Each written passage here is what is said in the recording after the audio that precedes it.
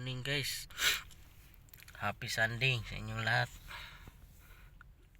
Ito, nandito ako ngayon sa waiting for booking. Sunday, medyo maliwanag na, alas 5 na siya 5:30, 5:40 na pala. Napakatahimik yung mga lugar. Wala man lang katao-tao. Doon sa dulo si kuya lang mag-isa, malungkot. Pares kami malungkot kasi wala pang pasahero. Linggo kasi.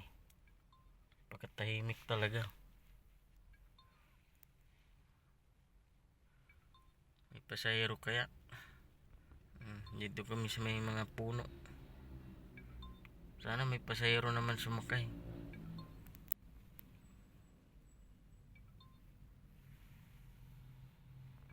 Yan lang guys, good morning, happy Sunday.